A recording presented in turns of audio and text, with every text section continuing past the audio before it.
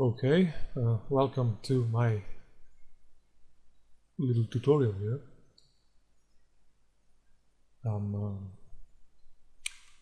Well, as the title says, because this video has a title, this is a little tutorial on rendering photorealistic, or in my opinion, photorealistic interior scenes with scanline. Yeah, I'm not kidding, it's really scanline. So you ask yourself, well, why? Why? Because it's insane, right? Why would you use scanline for interiors, realistic interiors, when you have V-Ray, Corona, and so on and so forth? In the last 10 years, since I've been doing 3D, I've used, I think, all of it, or most of it, that come with as a plugin with Max or external renderers. I've tried them all, I think. But the one that came with Max, or one of the two, because there's also Mentor, the scanline, which comes basically is the ancient, most primal, most primitive, the render engine I've never used for this kind of thing. So I thought, well, why? I've never tried it. No one even said that it is possible to do this, or that you should not do it, or whatever. But of course, scanline rendering is primarily not suited or not aimed toward this kind of thing. It's not like V-Ray, which is obviously, which was obviously created with rendering interior, realistic interiors in mind. Even though you can use it for anything else, just the same, but it does primarily that kind of stuff. Archways. But then scanline. Who uses scanline, right? For what? I mean, I guess some people use it for certain animations and stuff, which don't require a high level of realism or cartoony or something that you can do with scanline. But I don't know anyone. I don't know anyone who uses scanline for anything. I personally don't know anyone. I'm the only one. And let me tell you, I don't live in a cave, even though this scene is a kind of a cave. These walls are made, carved in a cave. So yeah, I don't live in a cave, but this rendering is about a cave home.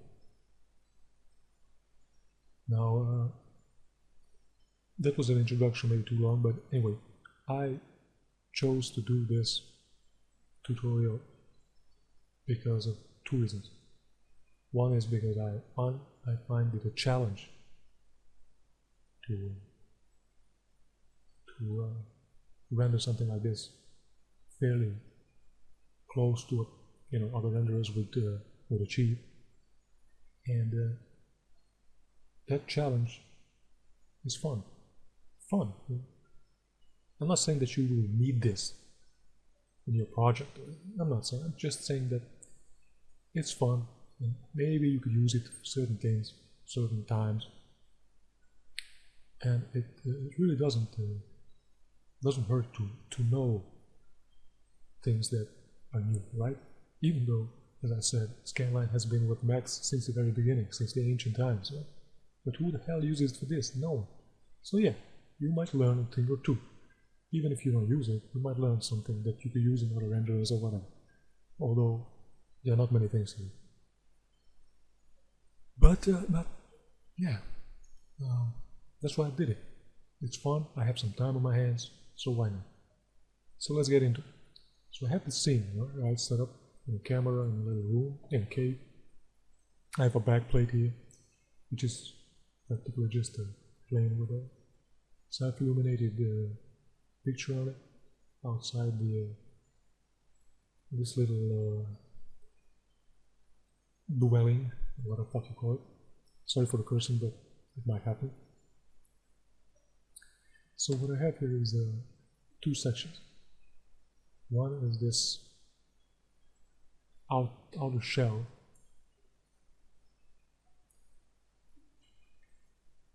and the other one is the inner part.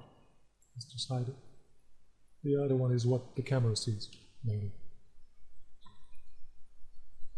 And yeah, this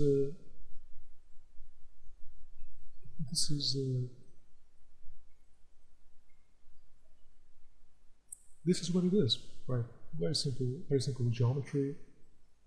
I mean, it's subdivided because I needed this soft, curvy surface, and I also did some push-pull, so I make these little holes in it. Actually, bumps rather than holes, to make the surface uneven, but it's not important. Other than that, it's very simple. There's just very few objects, a couple of basic things that you would have in a room like this. There's a beam up here, door, and this chair here in the corridor. And then there's this floor here. Let me just show it. And yeah, that's it. Very simple. So how do you render this photorealistic? Right? This is a very simple scene.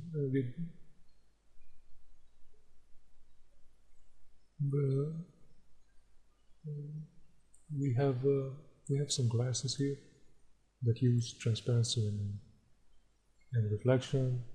Other than that, mostly are standard materials, obviously. This is what you would use for with scanline, and yeah, very few ray traced reflections and all that, because a lot of times you don't need them. When you do need them, you can make them, but I chose to fake reflections with speculars and stuff like that in order to get the maximum performance in less time.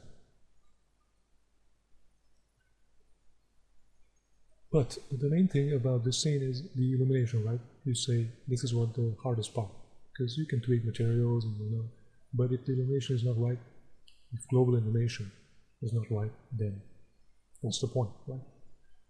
Your mind will say, well, no, it's not good. So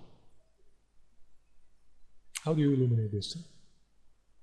Well, simply, right? If you think about any other render engine, what would you do? You would need some skylight, right? It comes in through the window and the door, and that would illuminate the whole scene. But here, I did not use any skylight. There's no light coming from the outside, in the sense that there's no skylight that envelops the whole scene. I simply used two main lights. Let me just unhide those. So I have these two lights. I'll hide the rest of the lights. So I have two lights. One in the window and one in the door. Practically. Because this is how light would come inside, right? This is fairly simple. Everyone does it. You use skylight portals and all that stuff in other engines. Here I just use two lights. These two lights, two rectangle lights, you can see the rectangle, are two photometric lights. It's very important. If you want realistic results in scanline, you must use, or you should use, photometric lights. But also you use in V-Ray or in our place, but not for this kind of illumination, this kind of light sources. You would use them for lamps, interior lamps, and all kinds of industrial illumination, how you call it. But here I use them for the main exterior lighting coming in through these openings. I just simply set up two lights. I set daylight for the color here, for the intensity. I did use a little filter color, more bluish, but you can use whatever you want. But this is the normal standard. You have this shape area shadow here, down here, when you set up the shape, the rectangle, as you can see.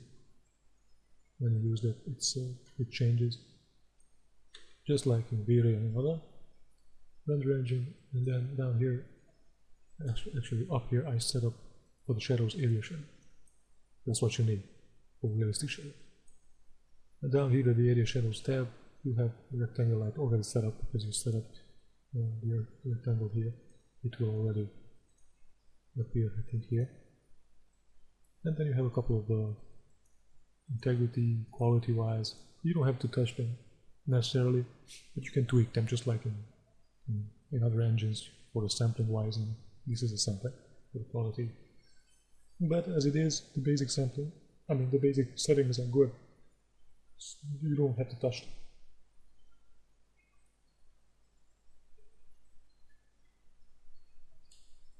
And then, if you have these lights set up, you can check. I mean, the intensity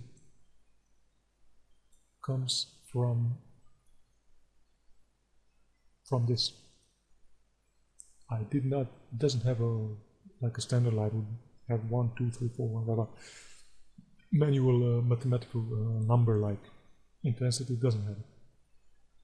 It has this one. Or you can use these temperature-wise, which I didn't.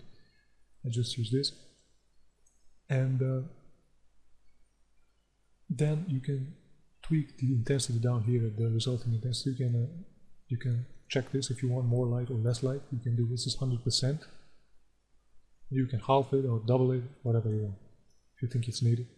You can also use fire attenuation, but with photometric lights. Here I would not use them because I want realistic light propagation, right? So you don't touch this thing.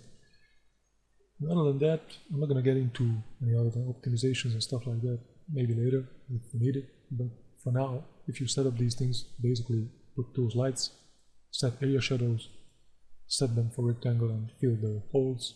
You don't have to fill it completely, as I didn't here. You see, the lights are smaller than the openings. And they're set a little outside, not inside. Let me see. Yeah, well, this is set there, and the other one is set outside the door, so it illuminates the inside of the frame here. Okay, just because, as I said, I don't have an external light source, so everything that is outside is going to be pitch black. So you don't want that. You need these frames here illuminated. Alright, so if you have this set up and you want to see what it looks like, well, no, let me just see, because I think I have another light here. Yeah, I have another light here and another light back there. But this light here illuminates a little bit of the wall here, because it just looks better. And there's another reason, but I'm not going to get into that now, maybe later.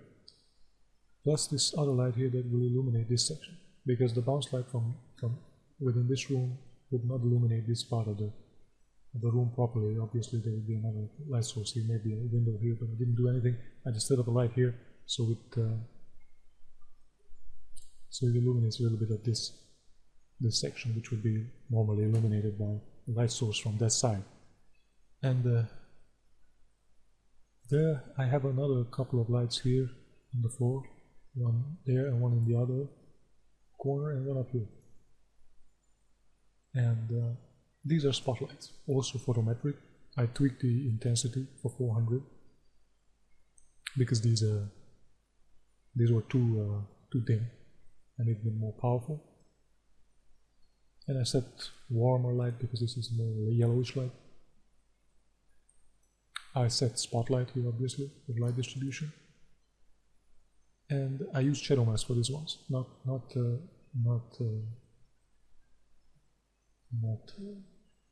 area shadow, because I don't need it. Those are slower, and these lights are very small and they don't shoot too far, so basically shadow maps are okay for them. You won't notice the shadows anyway much. So if you render with these lights,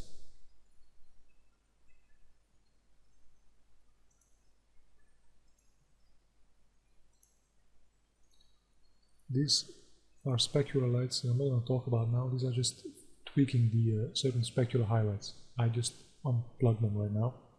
I only have these lights and these active. Actually, make them white. See it better. Okay, so I have the basic light set up here. These, and let's render it. See what happens.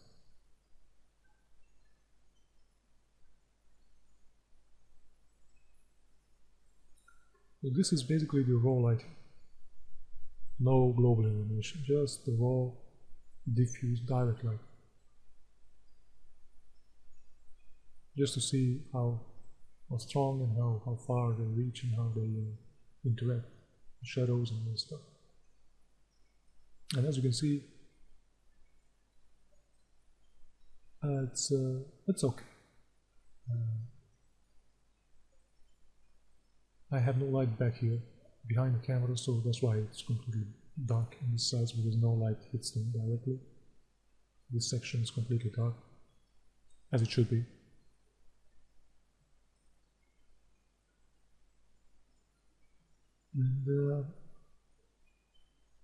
And that's it. Now, the interesting part comes now with the global illumination, because you have to. If you try to sneak in too many lights in here to bounce it, you can get a fairly decent illumination. You can get a very, very good illumination, but the main idea here was not to do that, not to spend time setting up bounce light with little diffuse light sources and to fake it completely, but to actually calculate a realistic global illumination, because scanline can do it. So how does it do it? Well, you have this advanced lighting tab on the render setup, and you have radiosity or light tracer. In this case, you use radiosity because for interiors like this or any other, you should use radiosity. Light tracer will be too slow and dirty in the results, splotchy and whatever. Radiosity, on the other hand, does a fairly good job for interiors, and this is what you use. And overall it's faster than light tracer. So yeah, radiosity, you have it here. When you open radiosity panel, this thing, when you choose it, because actually it's the first time it's no lighting plugin selected. When you come here, you do radiosity, it opens. This is what you'll see. You have to click active to activate it, and then for this scene I've already calculated the lighting, but when it's not calculated, it will actually, let me reset it so you see what's going on here. So this is what you get basically when you open. Actually you get 85 initial quality here set, but it's not needed. I set it down to 62, it's okay. You have a start button and some refined iterations and blah blah blah, which you don't need to touch at all. I have not touched them at all in this scene. You have this, as I said, in the start button, and some extra stuff that I will get to later as we progress. So when you open it, you get this, it's active, you get start, push the button. I have some problem here, don't worry, ignore it. It's not important, it's just some text is missing. So you just click start and see what happens. And of course you will. Yes, you will have to have some patience.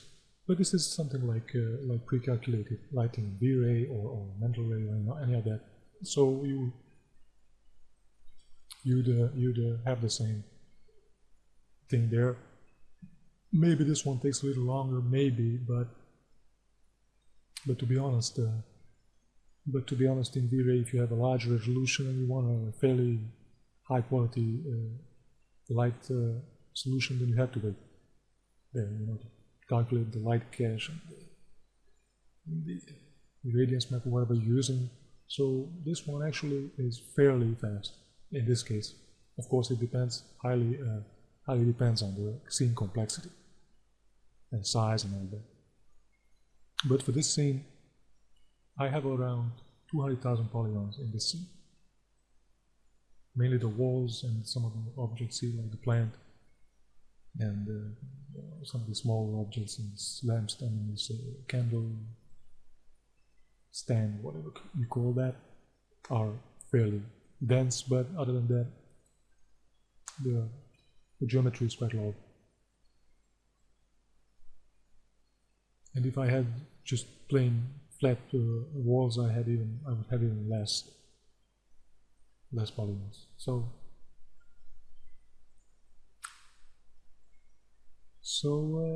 it's done. It calculated. It was about a minute, maybe a little more than that, which you have to wait for it. And I'm just going to close them. And with Radiosity, the fun part is that you see the illumination in the view.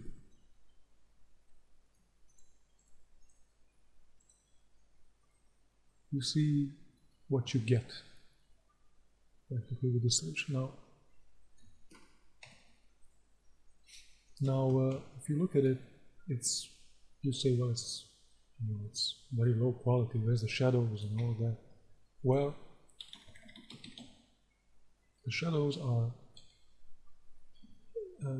the quality of the illumination with Radiosity depends on the density of the mesh to which it is applied, because the Radiosity solution stores the illumination in the mesh. So if you have a flat plane, it will try to approximate the lighting for those 4 vertices, and it's going to be low quality. But you can see that the floor is basically one plane and doesn't have any shadows coming anywhere. It's just flat, just this main color, and that's it. And that is why it is, because it is just a flat plane. It doesn't have density. On the walls, you see that there is a lot of shadowing. You can see the light which is down there. You can see the shadow of the light coming through the window. You can see some shadowing of these objects behind them on the wall. But it's still fairly low quality because the mesh isn't dense enough to store those precise shadows and occlusions and whatnot. But mainly, as you can see, the lighting is this one, and it's calculated for the whole scene. So that's why you can walk around.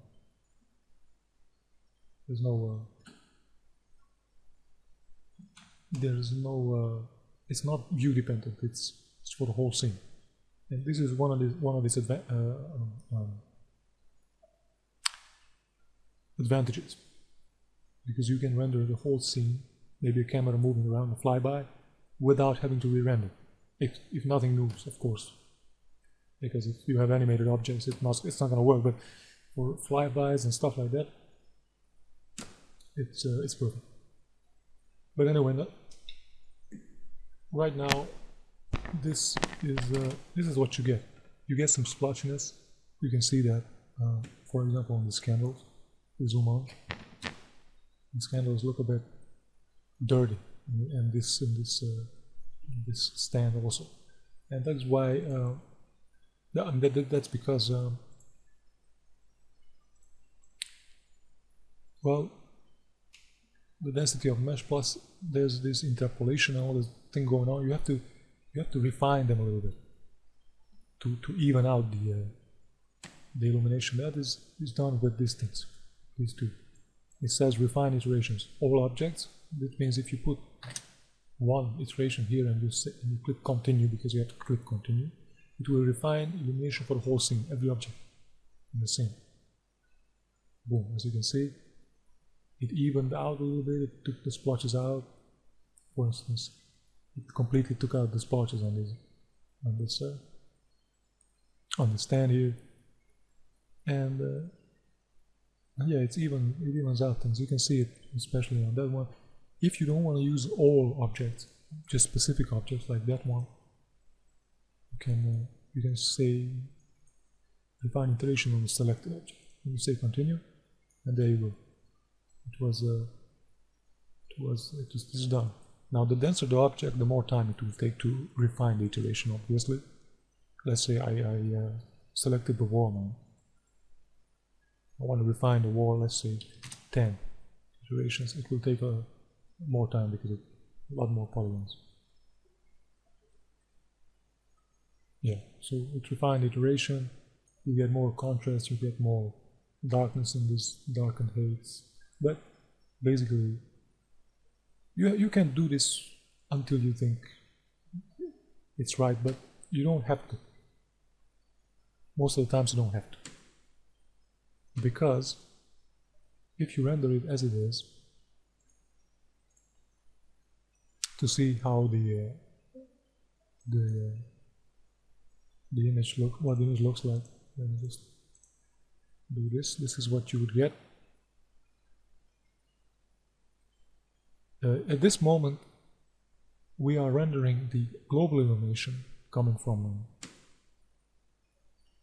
Radiosity, and the direct lights also coming from from wherever they are. Right here, you have the lights in the window and in the door casting these soft shadows. You have these lights here, those, and up there, and this is what you get. The lighting is pretty damn good, I'd say, right? I hope you agree. Anyway,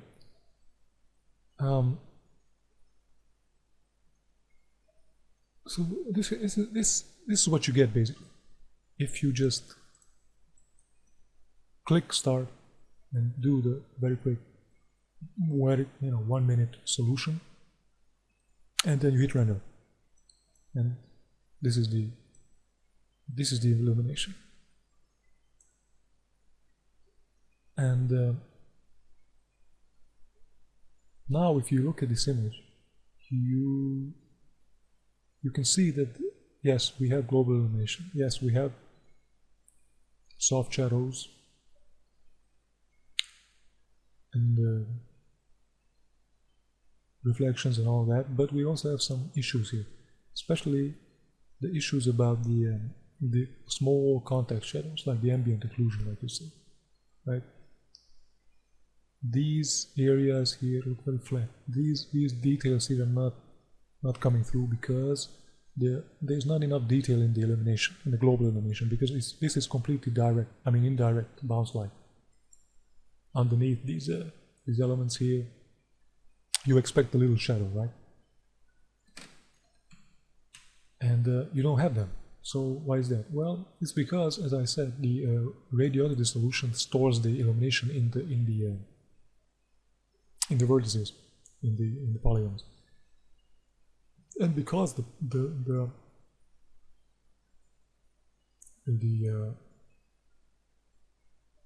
floor is just one plane and doesn't have the density, the mesh density, in order to store more detail in the lighting, you just can't. You won't see any of those small light, shadowings in these areas. And this accounts for the table as well. These are just plain, boxes. There's no density to this mesh, so these little areas, these contact edges here, will not get shadows. If you render it plain and simple like this, and that's a problem, right? That is. Because sometimes you need them, especially in these areas, because otherwise they look flat. especially here, contact shadows on the floor. You need them. You need them. How do you get them? Well, there's a little thing here. Down here on the radiosity panel, the rendering parameters. Here you have this. Basically, this is what we've done here: render direct illumination plus the global illumination, and then they have a regather indirect illumination. This one is like final gather. In mental ray, and this will refine the image, of course at the cost of rendering time, because this will slow it down, but you know, you will get the desired results. You know, you get those little shadows. It's, you know, a little sad that you have to compromise rendering time for some tiny little shadows, but you know, the devil is in the details, so that's what you gotta do. So let's just test it out on a little area like this here on the contact area. We set it up, just activate it. You activate all this adaptive sampling. I'm not going to talk about it right now, but this will speed up the calculation. This is a kind of a cheat. It does, just like, you know, it has V-Ray has them too, approximates lighting, but the main issue is this one, this rays per sample. This one's the quality. 64 for this scene is okay.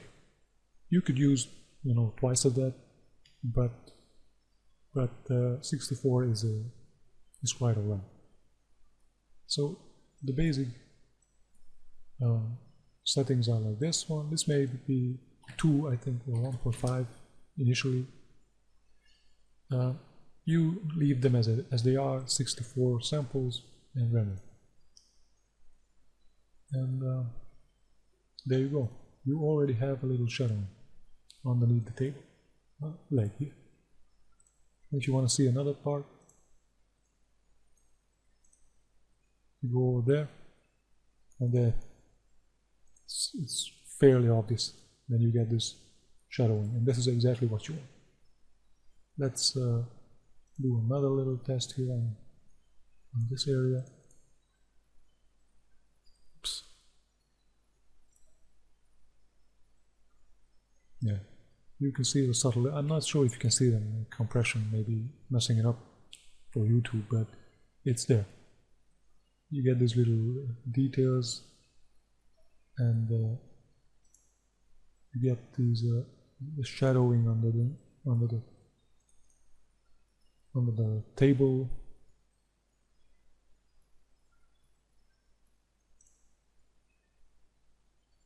Yeah, there you go. You have a little dark line there too. That's exactly what you want. And that's detail that fixes this problem. If you want more accuracy, then, I mean, more quality, then you bump this up. I, of course, don't recommend shooting with them, because it would eat up your rendering time. You know, that's not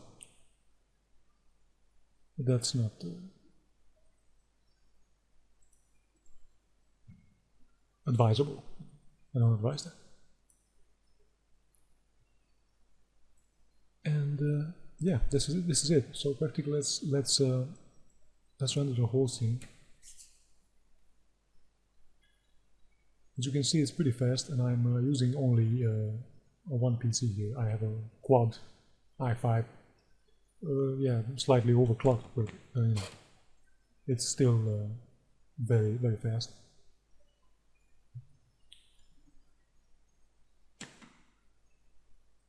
And yeah, the lighting quality is pretty good. I don't think you would get much more from V-Ray or any other than that. You get the little shadows too. You can see it. You can feel it in the, you know, between the plate and the table here. It's important, these little details. Of course, this also depends on resolution. I have a fairly low resolution also. that influences it too, but practically this is what you would get. Now you can see that there are some nastiness here. There's some nasty splotches here on the wall, and because it's a white wall, this is a completely diffuse bounce on this wall. There's no direct light. This is all bounce light on this wall. The final gathering or the regathering does a little messes it up a little bit, but as I said, this is fixable with bouncing this up, and just for the hell of it, let's test it out. Let's test this area here.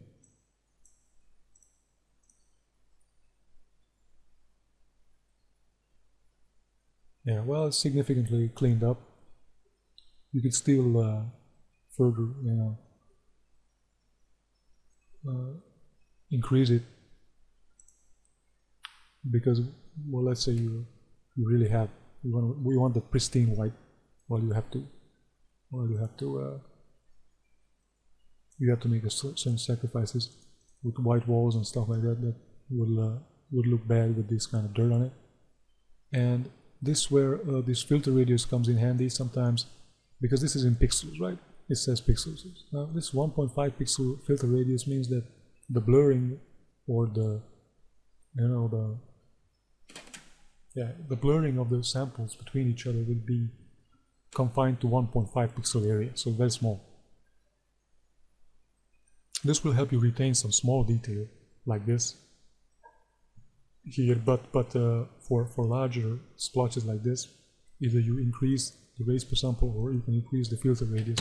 If you say 5 pixels, then you might get away.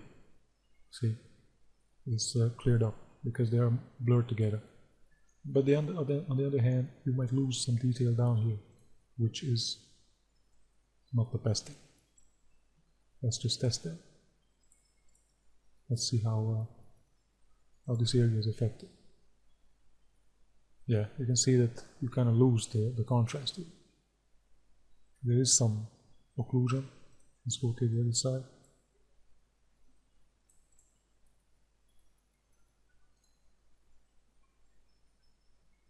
Yeah, it's a little more pronounced here. The shadow is better here because you get this contrast with the direct shadow, but here you kind of floaty. You get the floaty.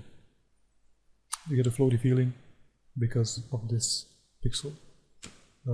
Because 5 pixels is too much. I'd say 2, and you could raise this to 256, and let's render this out.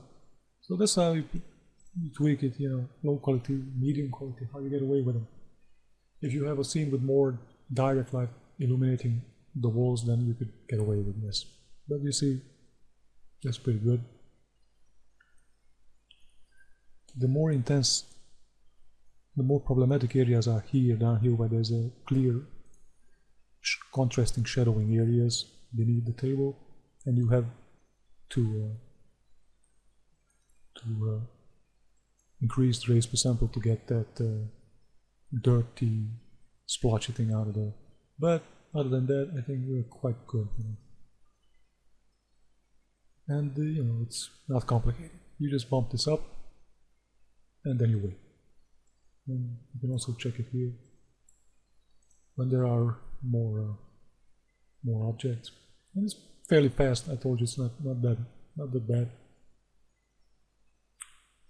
And there you go. So this is the basic workflow for the raw illumination. Now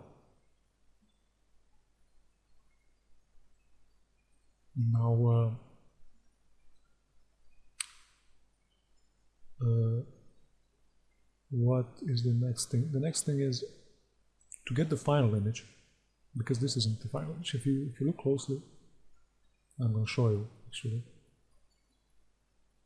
There are problems. This is a jagged line here, right? This is an anti-aliasing problem. And because this happens because this is a reflection. The scanline does a little has a little problem with these things. It is jagged. Other than that, the edges are fine, but in reflections and in small grainy areas, like noisy areas, there's still very bad noise. You can see that on here, the nasty noise, and the shadows here, big pixels, very grainy. In here, and on the textures, this bump texture here is very jagged and broken up. And these walls are actually made of rock. This is a texture. You can see that it's not showing up at all in the rendering. This bump is not showing up. Why is that? Well, it's because, unfortunately, there's a little bug with radiosity and bump maps, and actually not bump maps, but procedural maps. Max is procedural maps. But this one is a noise map. This is not a texture, image texture or anything. This is a procedural bump that I created for this wall, completely max. There's no image in this, just this noise map. And the same goes for the floor. There's no image. It's just a tile map for the big tiles, and then there's a little color variation, cellular map, and all of these that are generated within Max have a problem after you calculate the radiosity map. I mean the solution, they get messed up, or either they disappear, or the scale is completely off. Because you can see this on the floor is a big splotches. This is not from illumination. This is from the texture. This is from this noise map and cellular map that I used, which are just messed up. They look right. They look wrong. I mean, there's just big, strange things that are messy. So to fix this, you have to go into the material and just click bump off and then back on. Deactivate and activate. Same thing here on the floor. And sometimes it happens sometimes it happens with diffuse materials also, like this. The edge of this painting has a very grainy material. See this, and in the render it's completely off. It's huge. The scale of this cellular map just is bugged. So you have to deactivate and reactivate. And now if you re-render this, the bump map should come back correctly. It's it's quite an annoying little bug, but this is the only fix that I could find for them. So yeah, let's see what this bump does to our scene.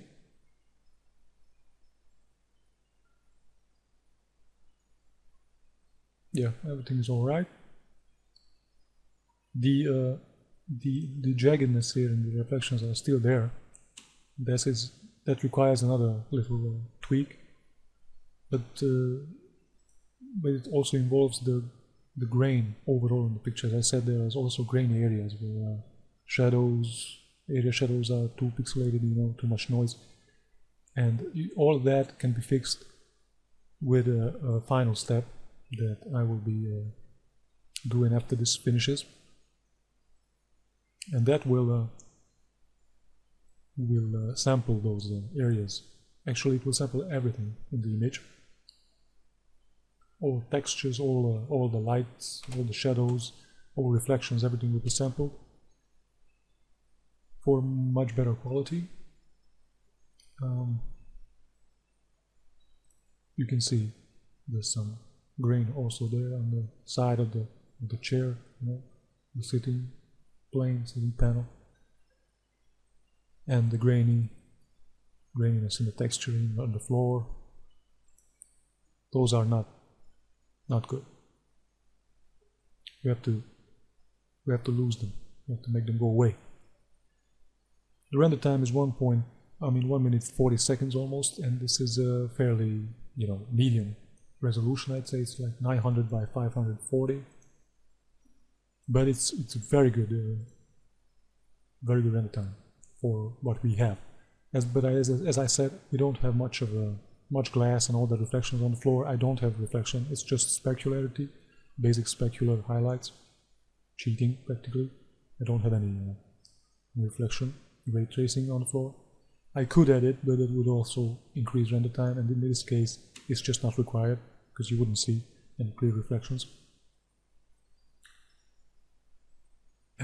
I have reflection on the chromy little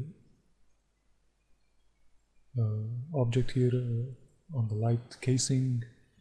I have a reflection on the chair here, very subtle also there. You don't see it because it's subtle.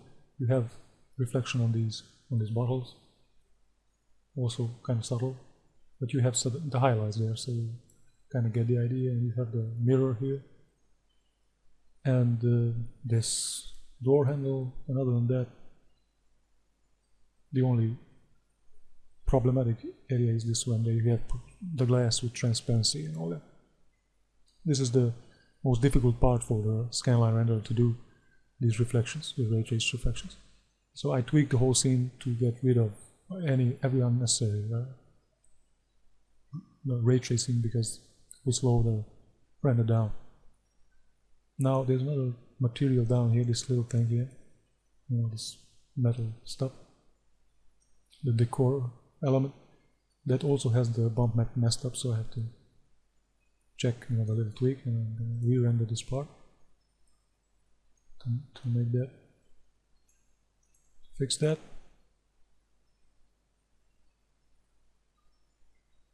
Okay,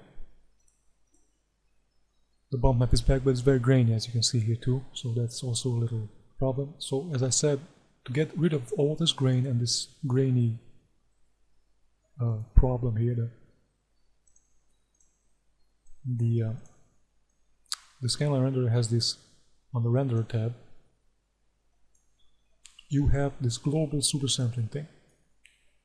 Now this was disabled. I was having no sampling anywhere. So if you enable global supersampler, that means that this whole thing will be sampled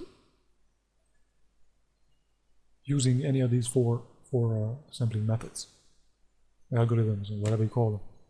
This is the basic, most ancient. This is max 2.5. This is from the max version 2.5 actually. That's why the name is 2.5, max 2.5. This is the ancient type of sampling that will sample all the materials and make the grainy things go away, or these reflections straightened out. Now I enabled it for the whole thing, right? Enable global supersampler, and I put this one in. This is the fastest. The rest are better, but cost more in rendering time. So I'm just gonna go here and show you that this jaggedness will disappear. It will smooth out that. Yeah, there you go. It's gone. Render time was fairly okay. This one's pretty fast. Now let's go down to the floor and just render out the whole. Well, maybe not the whole, but just let half of it to see the grain go away, smooth out the grain.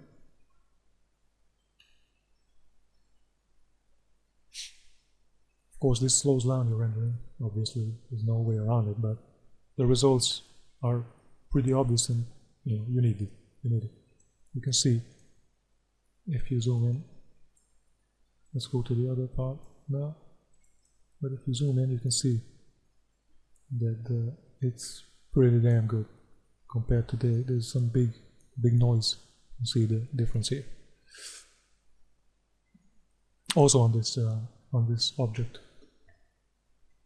So let's render this part. Let's see what happens. It's nicely smoothed out. And there you go. It's if you look at the picture right now, the floor is good. The wall is alright. There are some grain things here, but I haven't re-rendered the whole image, of course. On the wall, this area here, you can see the grain. But this would all go away with if I re-render the whole scene.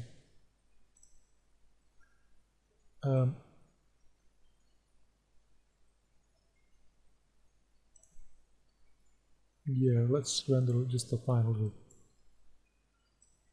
thing here in this area. You can see that this is not a bump map. On the edge of the painting it's just a diffuse map, but there's a lot of noise. So let's render it, see there. Yeah, it's smoothed out. You can see the difference between the upper and lower part of the image. Very obvious. And yeah, you can use this for whole. It's, I mean, as it is now, it is global. This, as I said, was for the whole image. But you can also specifically use it for the texture. For example, if you want more filtering, better filtering on the floor, you go to floor texture, and you have a super sampling here in the material, and you can use this thing, meaning enable local super sampler, and you can use whatever sampler you want. If this is not enough, this max 2.5, if it's not enough, you say there is not okay, or whatever, you want more smoothness, then you can use the local super sampler on any material. But actually, you know, I advise using this one, or using specifically, not globally, if you don't have any issues with most of your image and you just want one material cleared up, then you use the local super sample for that material. And here you disable enable globally. You disable both of these checkboxes, and then it will use only this one. Because if you disable all samplers, then it will disable this one too. So you have to disable both of these checkboxes, and then you will use the local sampler. And yeah, that's it. Okay, I'll kind of these are the basics, and you can see you get very quick results if you know what you're doing, and fairly good results. As I said, I cheated a lot with certain reflections on flow and all that, and also on this table here, you only get a specular light. Now we get into those tweaks maybe next time. If anyone wants a second video, how to cheat. Actually, those are very important cheats for certain effects, because otherwise you wouldn't have them and would diminish from the realism. But as it is now, right now, if you look at this picture, it's quite good. Now, just for the sake of a final rendering, let's render the whole image. Let's bump this up to 1000. As I said, this illumination is not connected to the resolution, so that doesn't matter how high you go with the resolution. The lighting is already calculated for the whole scene. It doesn't have to recalculate, so just hit render and you render the whole scene again without having to recalculate Radiosity. Well, just a second, I think yes, I disabled. Let's enable the sampler back, and there you go. Now we render out the whole scene. This will take some time, of course, for all the super sampling and all the global illumination regathering, but I think it's fairly safe to say that it's pretty fast. Of course, it depends on the CPU, on your processing power, but compared to mental ray or V-ray, I think it's pretty good, And for what it is, I think it's quite okay. It's quite fun actually to cheat. Sometimes it's old school, but it's fun. If you're at work and you're doing serious business, then I guess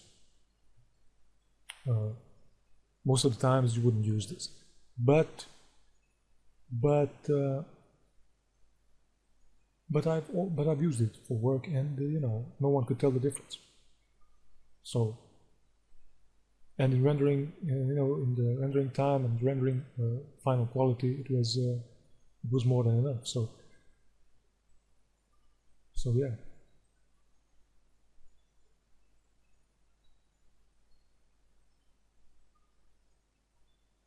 Yeah, well, a little patience here, and then it's gonna be done.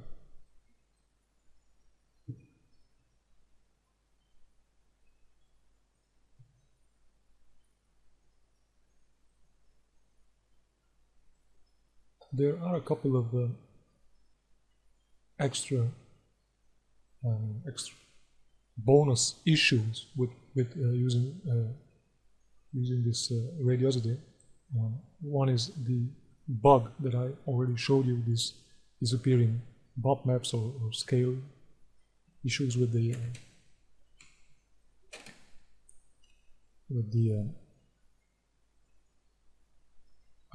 procedural textures. But other than that, I guess it's okay.